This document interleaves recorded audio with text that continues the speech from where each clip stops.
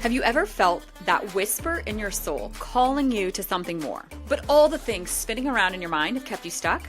Well, what if I told you that choosing excellence could be both easier and more adventurous than you could ever imagine? I am Chelsea DeBruin-Colbert, your host of All Things Excellence. I'm a soul catalyst for excellence who leapt off that corporate cliff and left small-town Iowa farm life in my 20s to follow my calling, helping women come home to themselves by anchoring into who they're designed to be. I create sacred containers where women rediscover their truth, design their dream life, and transform those whispers into action. Now you can find me running my business from the soccer sidelines as a coach's wife, hiking my favorite Arizona mountain, or back in Iowa with my family, or on an adventure chasing my next sunrise, hot cup of coffee and journal in hand. Through intimate conversations about the stories, the traumas, and the transformations behind choosing excellence, we're creating a collective healing journey together. I believe in diving deep into personality designs, experimenting boldly, and learning life's greatest lessons through our beautiful chaos. Every week, my guests and I are going to rip down the curtains so you can see behind the scenes of real transformation as we explore what excellence actually looks like. Not just the highlight reel, but that messy middle where the magic happens. Whether you're seeking inspiration to take that leap or already on your journey and craving connection, this is your invitation to join us. So grab your coffee, settle in, and get ready to discover just how close you are to the life your soul is calling you to create. This is All Things Excellence.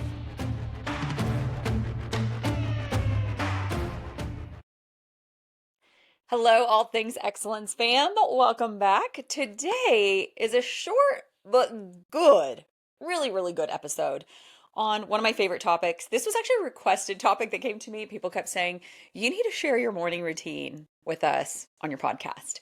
Now, here's the funny thing about this, y'all. The irony of how we work so diligently to set up these systems, to create this flow in our life, to have discipline, just to have excellence, right? Like that's the point. We're trying to create excellence.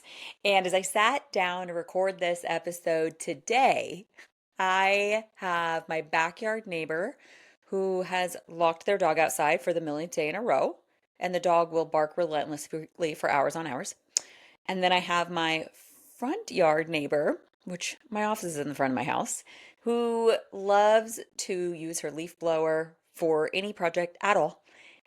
Again, relentlessly for hours most days. And she is currently out there blowing her yard with her leaf blower.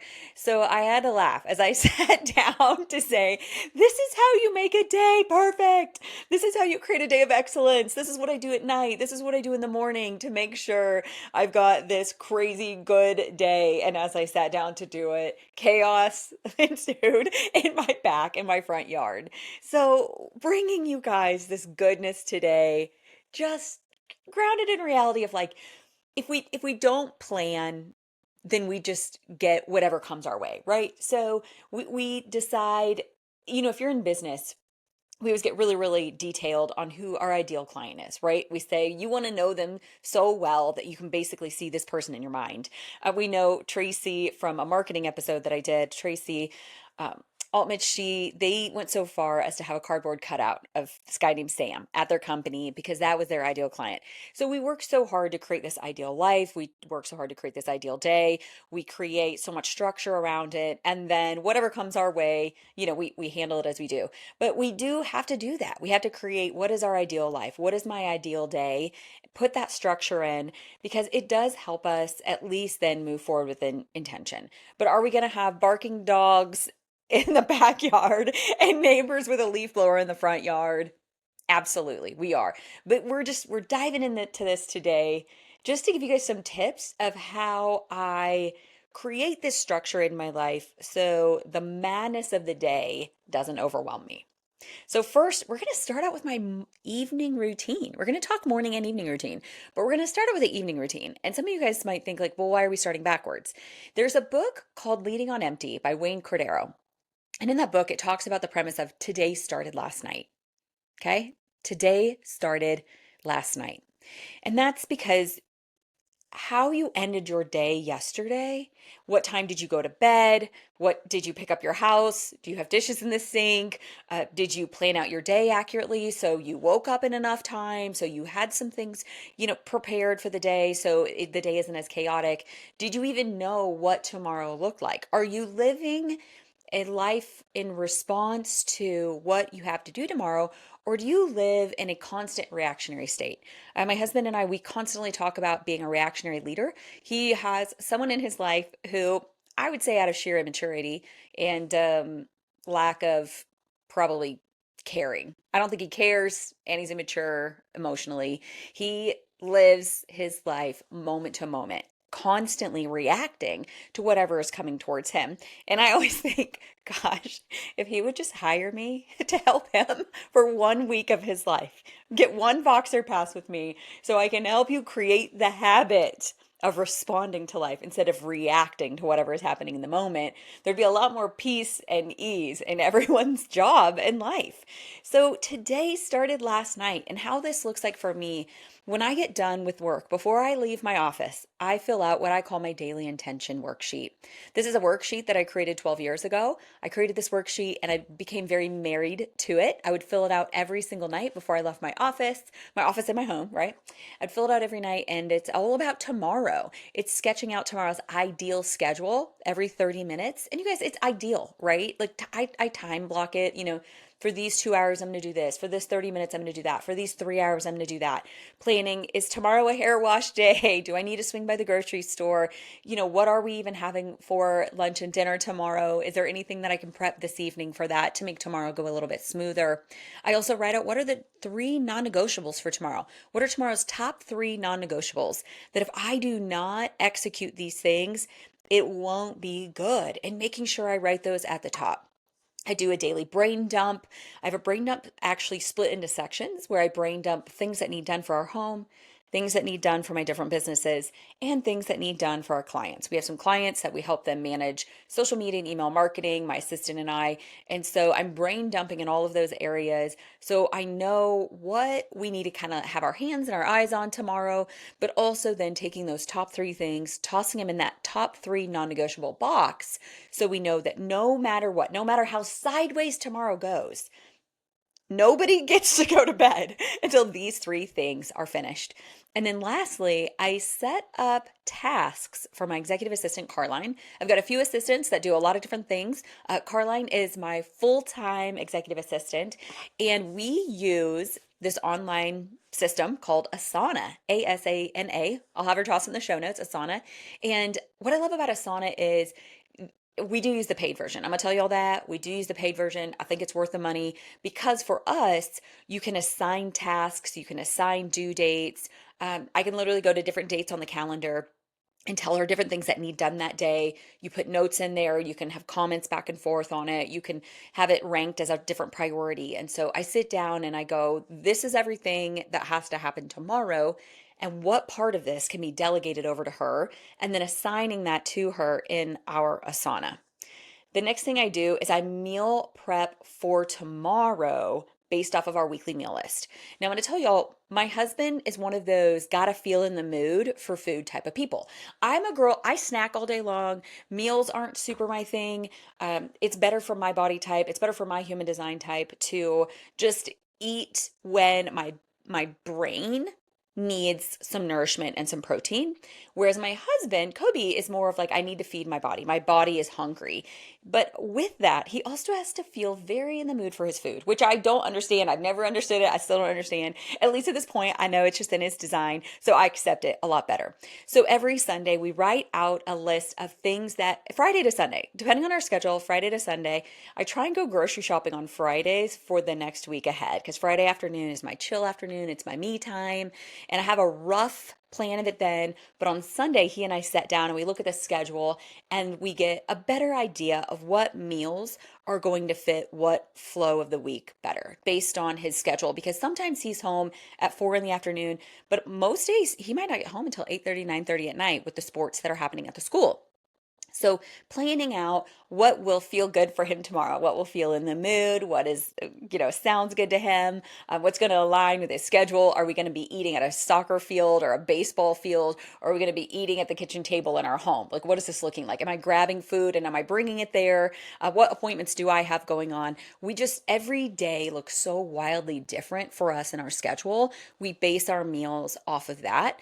And then we also set out tomorrow's supplements. We both have cute little AM, PM vitamin thing, like little vitamin packs, which we could toss the links to that in the show notes as well. We love them. We have different ones for different sizes in case we're doing some sort of like a detox or a cleanse. We do have really large ones for those that look like we are 97-year-old people taking everything we possibly can. But we set those out, and right now, what I'm gonna tell y'all, we non-negotiables in our life as far as vitamins go, supplements, and really good high quality supplements are better than, I almost think it's better to take like no supplements if you can't get really good high quality supplements, because otherwise you're just taking gross fillers, right?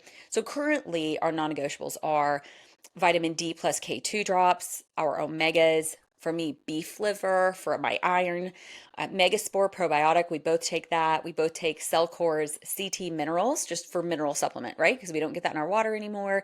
We take Advanced Tudka, which is a really good liver support, a whole body's drainage support. I am currently taking a liver support supplement. We're working on strengthening my liver function.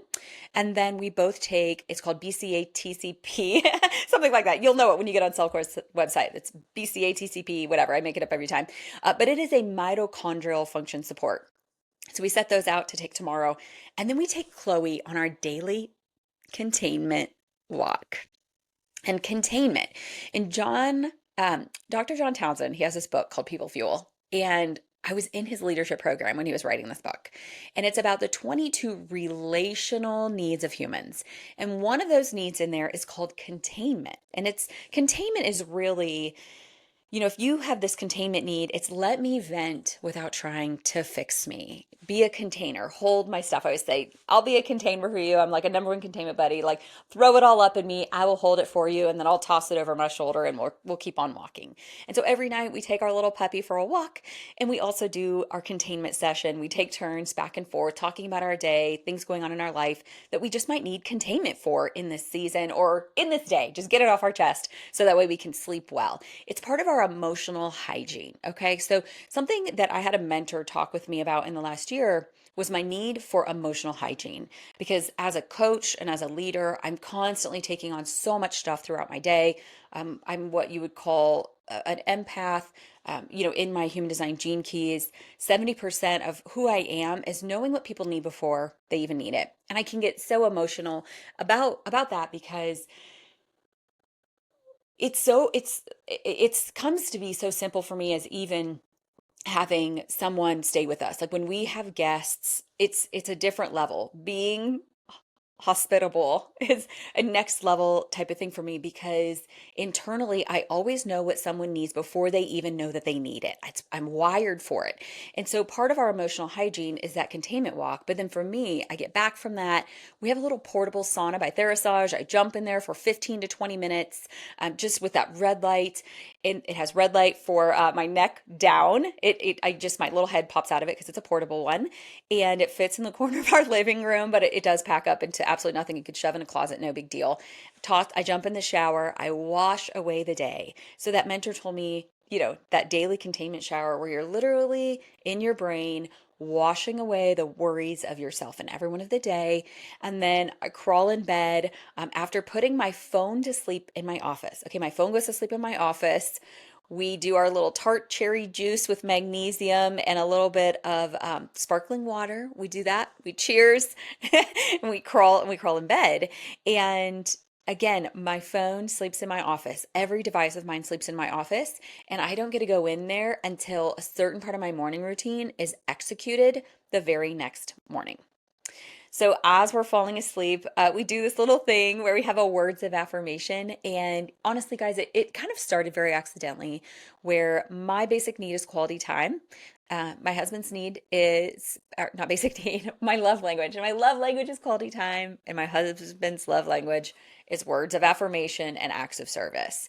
And for him, being that Enneagram 9, being a projector, having the least amount of bandwidth, compared to the average person, quality time just isn't something that he can give to me very easily, very frequently, which is why, Sundays are our days, no matter what. That's just that day that I really get that quality time love tank refilled for the week from him. But my daily dose of love from him is, as we're falling asleep, right before we fall asleep, I always say, why do you love me today? And what I've found also within that, being an Enneagram 8, asking my spouse, why did you love me today? In a weird way, was this very subconscious thing that started out with, I know I'm a lot and I know I probably drove you crazy today, but what is at least one reason that you love me today? Because if you can find one reason, then I know that you'll still love me tomorrow. And you guys, those are subconscious thoughts. Like, I didn't know that until I had a mentor where it's our marriage mentor.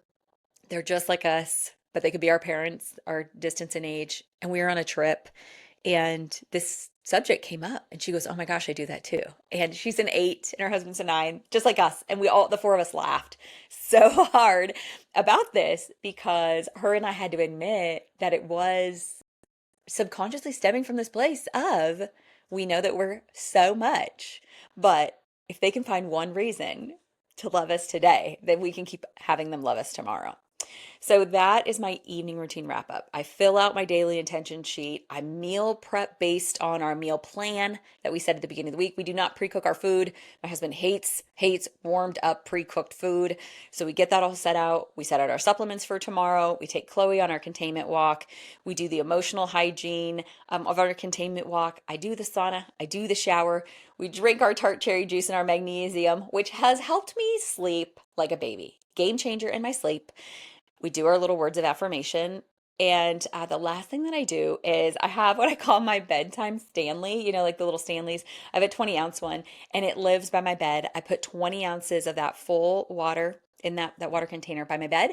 So the first thing that I do when I roll up out of bed in the morning is I grab that and I drink it.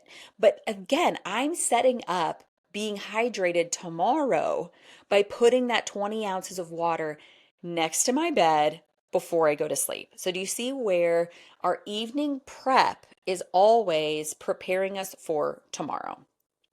Now, moving on to my morning routine, you guys, it's not this big thing. That's why this is a short episode today. I don't want you guys to think that this is something crazy and impossible that you're trying to implement in your life. For me, for my energy type, who I am in my human design, even though I have more energy than most people to go, go, go all day long, I do need a very solid 8 hours. It's actually kind of crazy now that I've got my body on all the right supplements and I'm doing all the right workouts, so I don't have this adrenal fatigue anymore, that when my body falls asleep, more often than not, it literally will wake up 8 hours later. It loves this perfect, beautiful 8 hours of sleep. Now, does that always happen? No, because we do not have kids, but we do have Chloe.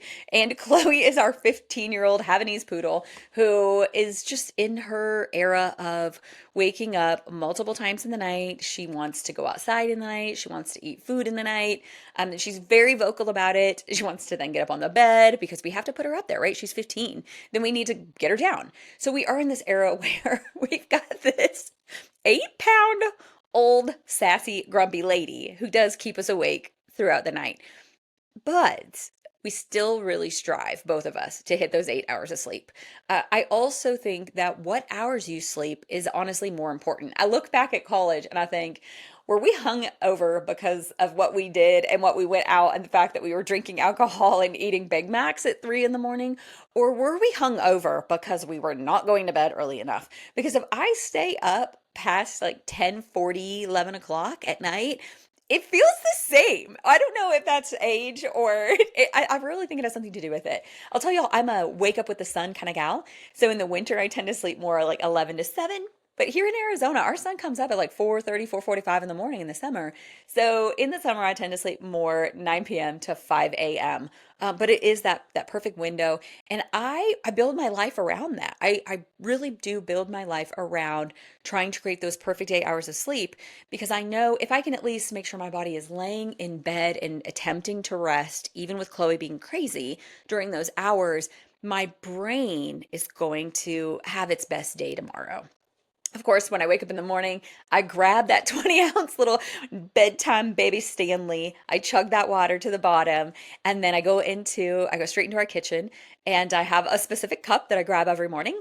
I put about a quarter of a teaspoon of Redmond salt into there, and then I put what would probably be half of a squeezed lemon. We live in Arizona, and it is citrus season, so currently I am getting my hands on all the lemons that I can. I juice them all, and then I pour them into these little miniature ice cube trays where it's about a half a tablespoon of lemon. So I actually take then fresh lemon cubes throughout the year and I drop those into my morning water, and then I put hot water in there. So it's just, I don't know, maybe again, I think it's like half a cup of water probably. I just literally put it in there from our water machine where we drink distilled water out of, and it's got the Redmond salt, about half of a fresh squeezed lemon, but ours is frozen, and then that water, and then I drink that, and that's for that gut health stuff. If you want to know more about it, y'all go to the chat, go to the AI, and ask it why. My friend told me. I listened to the reasonings. I said, okay, yes, ma'am.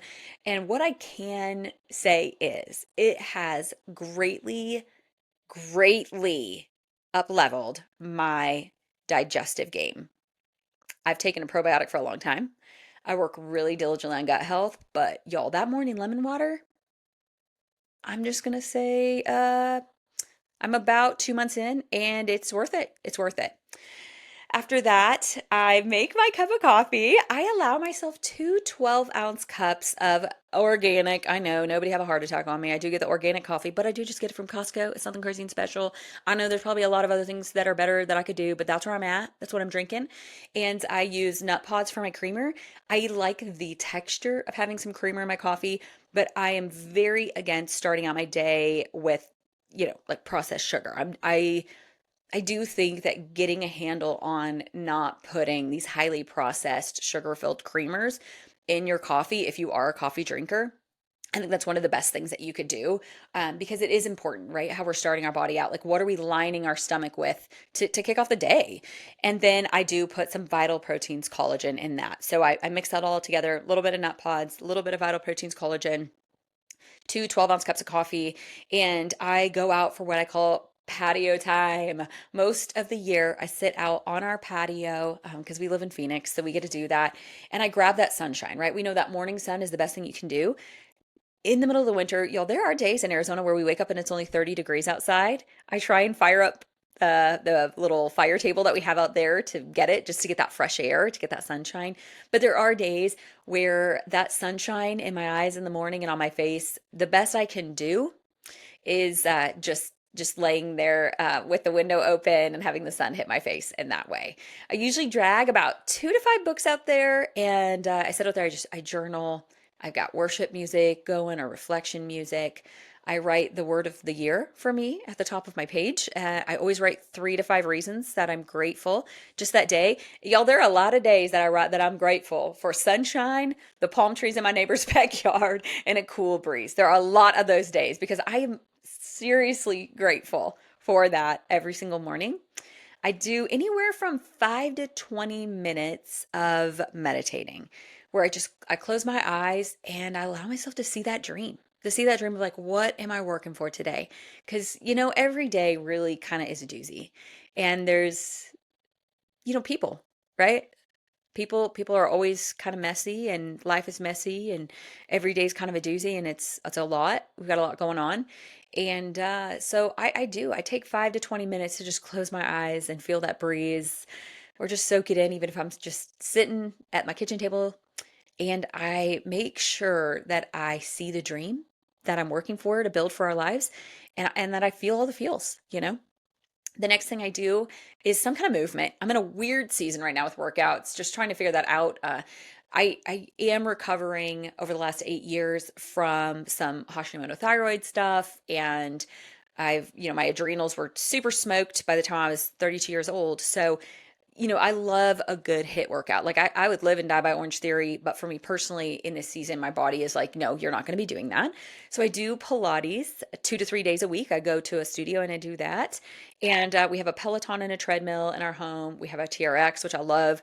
I use Pilates by Jessie. She's got excellent, excellent videos that you can download and watch. She's always putting new videos up, and the TRX is incredible. It will change your life with your upper body strength and your back muscles, and it changes your life so many ways. Like just give it a try. A TRX, you can just order it off Amazon. That's what I did. And we also have free weights in our house, which I've been told by my husband and by my trainer that at your age, at my current age, I should be doing a full body workout at least once a week, and then an additional lower body workout 1 to 2 times a week. And that's on top of getting that movement on my Peloton and my treadmill, and going to Pilates 2 to 3 days a week, which my trainer lovingly called active recovery. And I'm like, my butt is getting kicked at Pilates. And he's like, yeah, but it's still active recovery because it's not those free weights that you need, quote unquote, at your age. So, some tips that I'm going to give you guys about that morning routine. I guess, okay, so then I eat some protein, and then I go to my office. And, you guys, some days I can be sitting out on that patio for 2 to 3 hours, but most days it's 20 minutes. Most days I get to sit out there for 20 minutes and get my workout in and get some kind of movement in. I literally have my treadmill. We have moved my treadmill in my office next to my desk to really force me to make sure I'm getting that movement, even if it is my computer propped up on my treadmill, but at least my body is moving and it's not sedentary that whole time. But what I want to leave you guys with is this, that I want to encourage you to just not leap straight into your phone. My assistant lives in another country, so she is up working while I'm still sleeping. My brothers, who love texting me early, they are up at like 2 or 3 in the morning, according to like with what's my time, right? They get up at like 4 a.m. And they're 1 to 2 hours ahead of me based on the time of the year. And I have team members and clients that I work with across all time zones. So every day of my life, I'm waking up behind, you know? And so I need to have, like, no matter what, right? So no matter what happens, I'm always going to wake up behind. So my thought is like, I might as well have my mental, spiritual, emotional shiz together. So that way, when I do dive into the day, that I always wake up behind because everybody else is ahead of me in time zones. At least I'll have spent that time out there. Right. So some really great resources that I want to provide for y'all. There is my personal AM/PM guide on my website where I've got daily and weekly plan sheets, brain dumps, meal planning guides.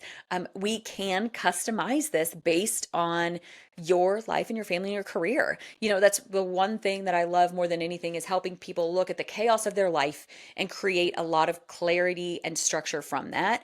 We do have two options doing that, where we will look at your Enneagram type, we'll look at your human design for your eating and your sleeping habits. We will look at your life. Like, do you have kids? Do you not have kids? Do you work from home? Do you travel? Do you have a spouse? Do you not? Is your family local? You need to put time into them, or do you have to, figure out going and seeing them? Because family living local, that's a whole different dynamic, right? We're going to look at everything holistically in your life, all the chaos. We're going to bring all that chaos together, and then we're going to create calm. We're going to create structure.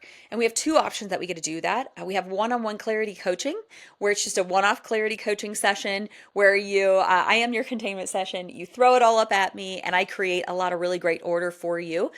The second option is we do that over a 2-hour period. And then for the next 7 days, I am right there alongside with you in a little Voxer walkie-talkie app, where I'm helping you actually live this structure that we created. And if we need pivots, we can do tiny little pivots along the way.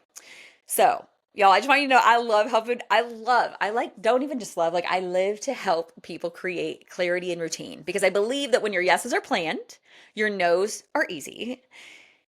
Will it be easy? Will it always work?